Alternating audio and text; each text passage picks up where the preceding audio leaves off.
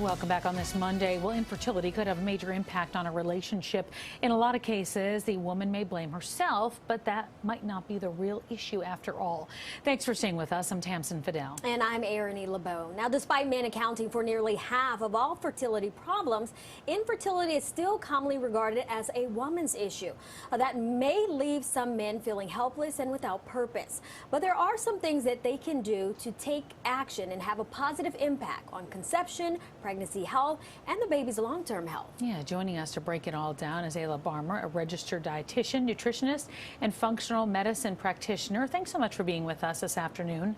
Thank you for having me. So let's start off with this question. Is infertility primarily a male or a female problem?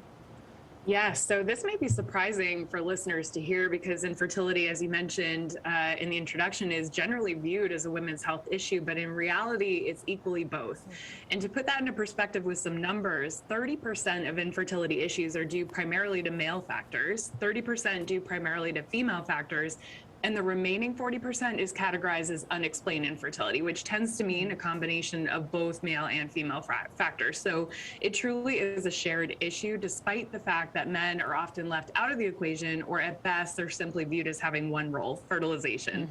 So in reality, men's health affects the health of fertility and conceiving, but also the health of the pregnancy and baby's long-term health. Okay, so does age actually matter for men like it does for women in some cases with fertility?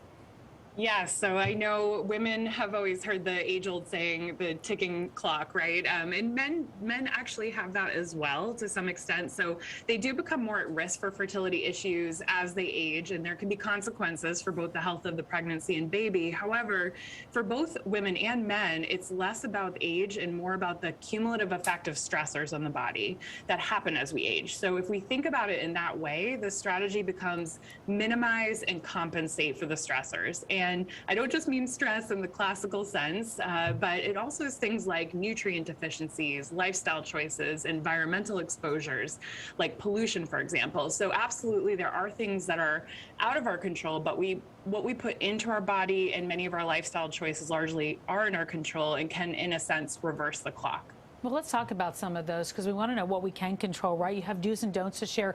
Let's go ahead and start with the do's, though. What can men do to improve fertility and also the health of the baby?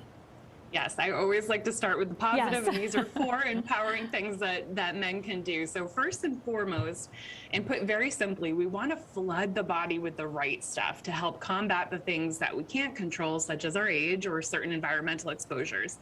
So top of that list is eating a diet high in antioxidants and omega-3 fatty acids. So think fruits, vegetables, seafood, including shellfish, which are actually uniquely high in sperm-supporting nutrients like zinc and selenium.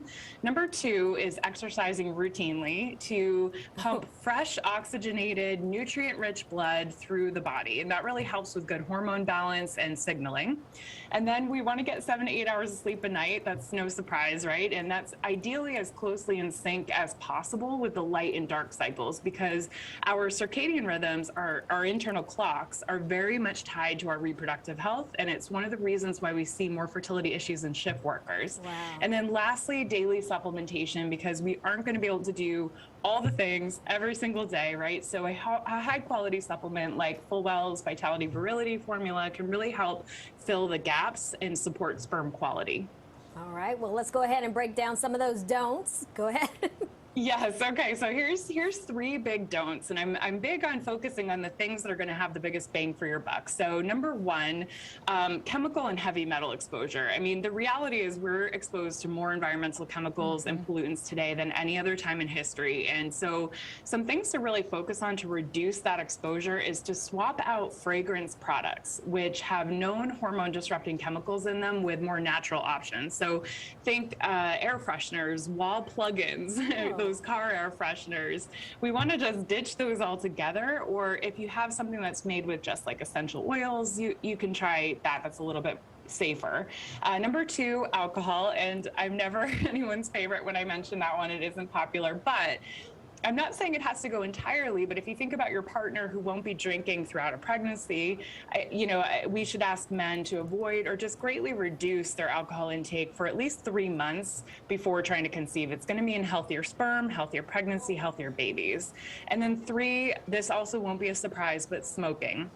particularly cigarettes. And the thing about sperm is that they are very sensitive to what's called oxidative stress, and cigarette smoking generates a lot of that. So quitting smoking will have a hugely positive impact as well.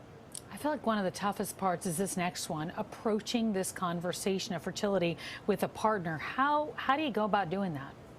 Yes, we just did a big blog series on our blog talking about the conversation starters because it is so difficult. And I think there's the general feeling that men won't be able to handle talking about their fertility health, particularly sperm health. And I actually think we're doing men a huge disservice by assuming that. And the reality is that men just don't know, that their health and lifestyle choices go beyond fertilization and can help reduce pregnancy complications such as miscarriage, preeclampsia, preterm birth, and that their health affects baby's long-term health. So they don't know because we don't talk about it. And I think that women can approach their partners with empowering information, and men will step up. We have, again, a number of blog posts about how to start that, but it's coming at it from an angle of, I learned this, and I just want to share it with you for the health of the pregnancy and our baby's long-term health, rather than a list of things not to do. Right, and it becomes a team effort, working Here's your together. don'ts list. Yes, right. That might not work. Yeah, might not work. All right, well, Ayla, thank you so much for joining us today and shedding light on this very important topic.